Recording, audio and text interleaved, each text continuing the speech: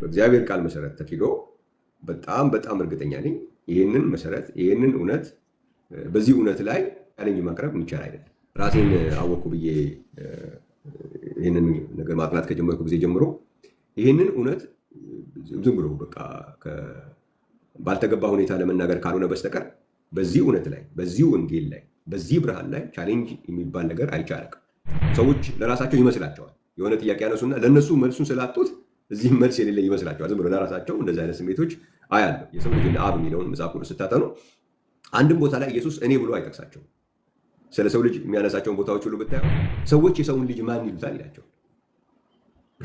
ማን ይሉኛል አልኩ። ማን ይሉታል ልክ ሌላ አድርጎ ነው። ስለ አብም ሲያነሳ እንደዛ ነው የሚያነሳ። የሰው ልጅ ይሞታል፣ በሶስተኛው ቀን ከሙታን ይነሳል፣ በደመና ይመጣል እያለ ሲያወራ አይ ይመጣል ራሱ ቢሆን ኖሮ እኮ እመጣለሁ ነው ማለት ያለበት ብሎ የሰው ልጅ የሚለውን ሐሳብ ለሌላ አካል የሰጠ ሰው እስከዛሬ ሰምቻለሁ። ለአብ ሲሆን ለምን ይሰጣል?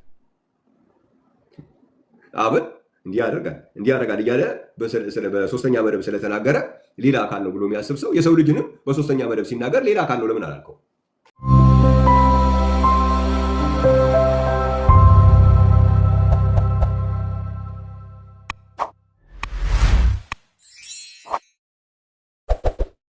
እንግዲህ እነዚህ ወገኖቻችን ሳምንቱን በሙሉ ጥያቄ አለን የአስተምሮት ልክ አይደለም የሚሉንን በሙሉ ያው እንግዲህ ቅዳሜ ዕለት አናገኛቸው።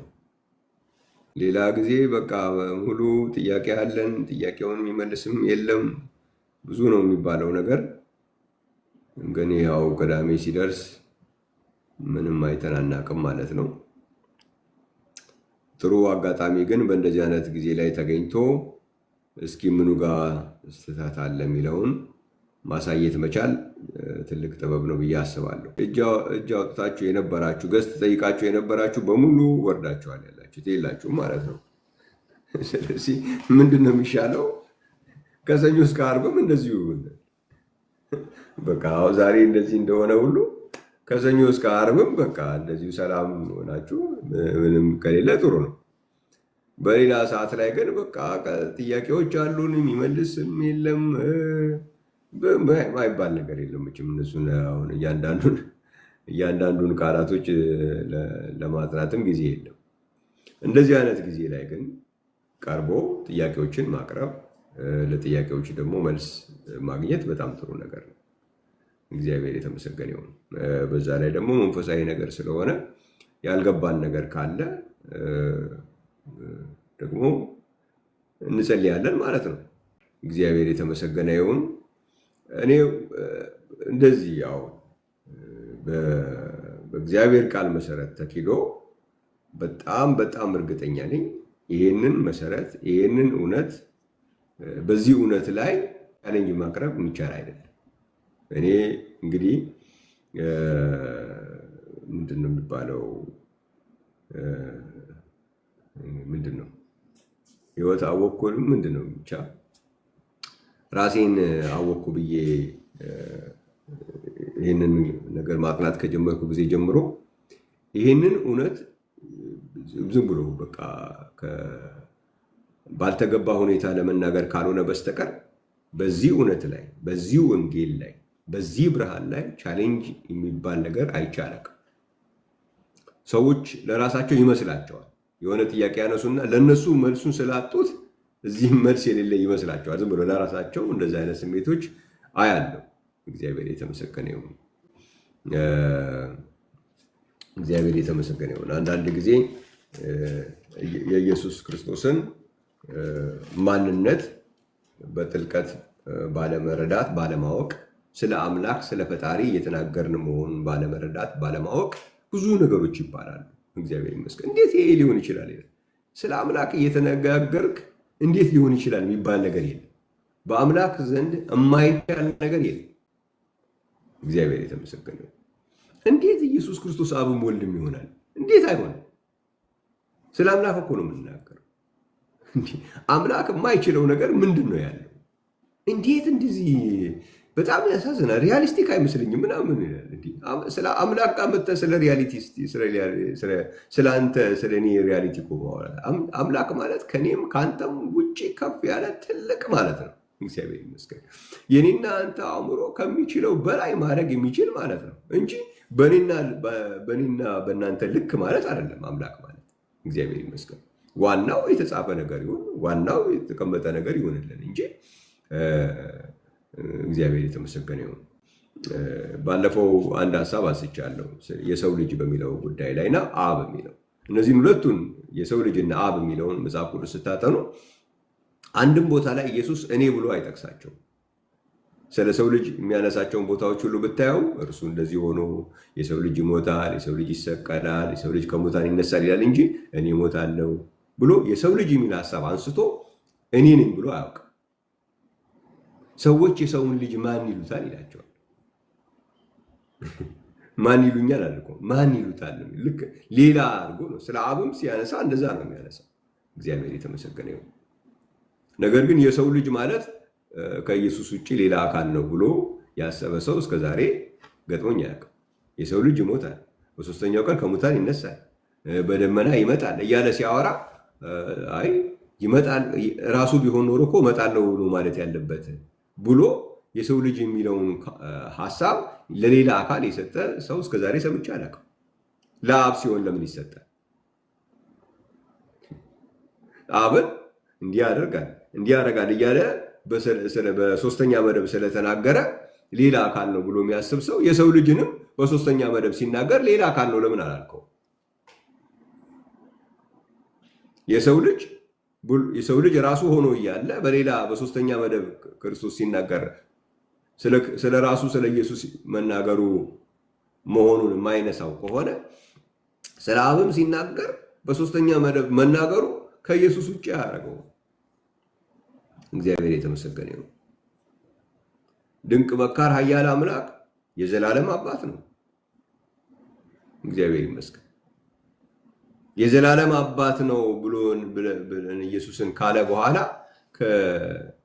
ከኢየሱስ ውጪ አብ የሚባል ደግሞ ሌላ አለ ብሎ ማሰብ አይቻልም። እግዚአብሔር ይመስገን። ኢየሱስ ክርስቶስ በማይታየው ባህሪው በአምላክነቱ አብ ነው።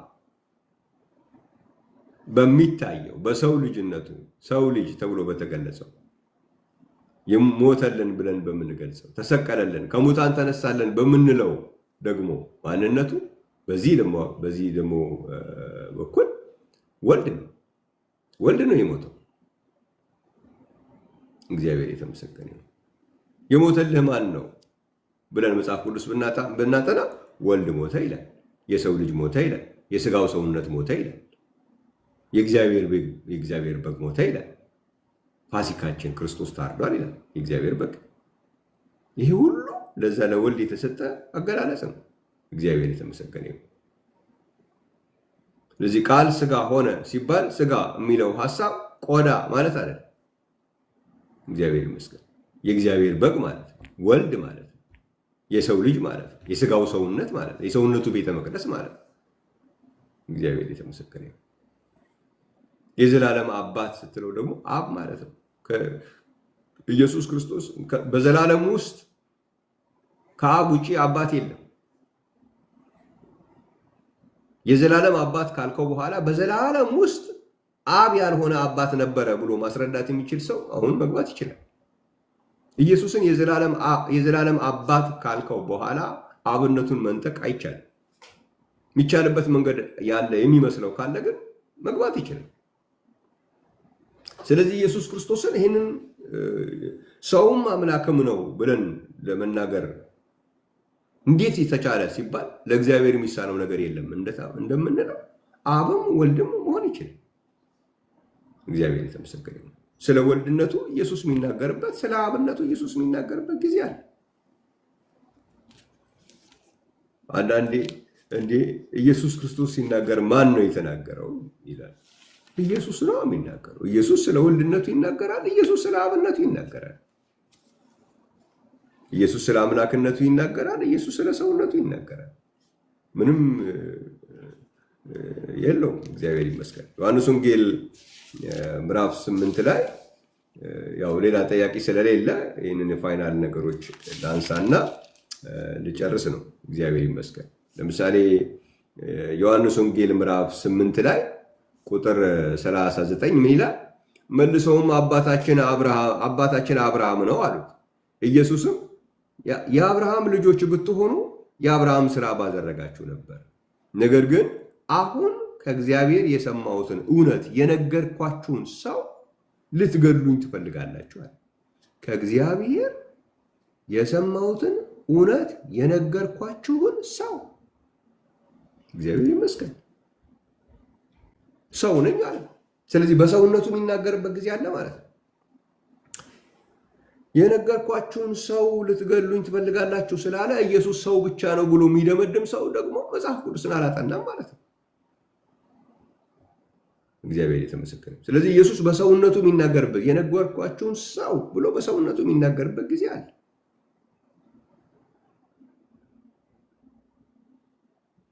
ሌላ ጊዜ ደግሞ በአምላክነቱ ደግሞ ይናገራል። እግዚአብሔር ይመስገን። ራዕይ መጽሐፍ ምዕራፍ 22 ላይ እግዚአብሔር ይመስገን። ራዕይ ምዕራፍ 22 ቁጥር 6 ላይ እነሆ እነዚህ ቃሎች የታመኑና እውነተኛዎች ናቸው፣ የነቢያትም መናፍስት ጌታ አምላክ በቶሎ ሊሆን የሚገባውን ነገር ለባሪያዎቹ እንዲያሳይ መልአኩን ሰደደ። ማን? ጌታ አምላክ ምን አለ? እነሆ በቶሎ እመጣለሁ፣ የዚህን መጽሐፍ ትንቢት ቃል የሚጠብቅ ብፁዕ ነው አለኝ።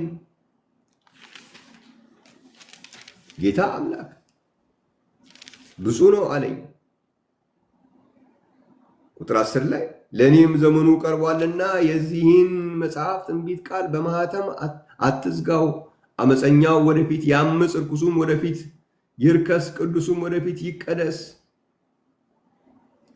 ጻድቁም ወደፊት ጽድቅ ያድርግ፣ ቅዱሱም ወደፊት ይቀደስ አለ። እነሆ በቶሎ እመጣለሁ፣ ለእያንዳንዱም እንደ ሥራው መጠን እከፍል ዘንድ ዋጋዬ ከኔ ጋር አለ። አልፋና ኦሜጋ፣ ፊተኛውና ኋለኛው፣ መጀመሪያውና መጨረሻው እኔ ነኝ። ቁጥር 16 እኔ ኢየሱስ ለአብያተ ክርስቲያናት ይህንን እንዲመሰክርላችሁ መልአኬን ላኩ። ማን? እኔ ኢየሱስ። ስለዚህ ኢየሱስ በጌታ አምላክነቱ ደግሞ እንደዚህ ደግሞ ይናገራል። በሰውነቱ ደግሞ ሲናገር ደግሞ እንደዛ ዮሐንስ ወንጌል ምዕራፍ 8 ቁጥር 39። ስለዚህ የዮሐንስ ወንጌል ምዕራፍ 8 39 አይነት ሲናገር በምኑ ነው የሚናገረው? በሰውነቱ እውነት የነገርኳችሁን ሰው ብሎ። እግዚአብሔር የተመሰገነ። እውነቱን ተናጋሪ፣ ፈራጅ፣ አልፋ ኦሜጋ፣ ፊተኛው ኋለኛ፣ ለእያንዳንዱ እንደ ስራው የሚከፍል ሲሆን ደግሞ ምንድን ነኝ ይላል? ጌታ አምላክ። ራዕይ መጽሐፍ ምዕራፍ 1 ቁጥር 8 ላይ ያለ የነበረ የሚመጣ ሁሉንም የሚገዛ ጌታና አምላክ አልፋና ኦሜጋ እኔ ነኝ ይላል። እግዚአብሔር የተመሰገነ። ኢየሱስ የዘላለም አባት ነው። ኢየሱስ የዘላለም አባት ነው። የዘላለም አባት ነው ግን አብ አይደለም የሚባል ክርክር የለውም። በዘላለም ውስጥ ከአብ ውጪ ማን ነው አባት? በምን በኩል እስቲ ከአብ ውጪ በዘላለም ውስጥ አባት ሊሆን የሚችል ሌላ ነገር ከየት ነው የሚመጣው? የለም። እግዚአብሔር የተመስገን። ይህንን እውነት መቀበል አለበት። ለእኔ ጭንቅላት ከብዶኛል የሚባል ነገር የለም። ለአንተ ጭንቅላት ከበደ አልከበደ፣ ለአንቺ ጭንቅላት ከበደ አልከበደ አይደለም። በእግዚአብሔር ተችሏል ወይ ነው እንጂ እኔ ክብድ ይለኛል፣ እኔ ሳስበው ይከብደኛል። ስታስበውማ አንድን ነገር ሰውም አምላክም ነው ብለህ ማመንም ይከብዳል። አብም ወልድም ብሎ ማመን ብቻ ሳይሆን ሰውም አምላክም ነው ብለህ ማመን እኮ ይከብዳል እኮ። እዚህ ጋር 5000 የሚያጠገብ ሰውዬ መልሶ ራበኝ ሲል እኮ ይከብዳል። ማንም የተጠማ ቢኖር ወደ እኔ ይምጣና ይጠጣ የሚለው ሰውዬ ተጠማሁኝ ብሎ ሲል እኮ ይከብዳል። ሁለቱንም መሆን እንዴት ቻለ የሚለው ነገር ለእኛ ለሰው በሰውኛ ይከብዳል። ግን አንተ ከበደ አልከበደ አይደለም፣ ሆኗል። ግን ሆኗል። ተጠማሁ የሚለው ሰው ሁሉን የሚያጠጣ ነው። ራበኝ የሚለው ሰው ሁሉንም የሚመግብ ነው። እግዚአብሔር የተመሰገነ። ስለዚህ ይህንን እውነት መቀበል በጣም ግድ ይሆናል።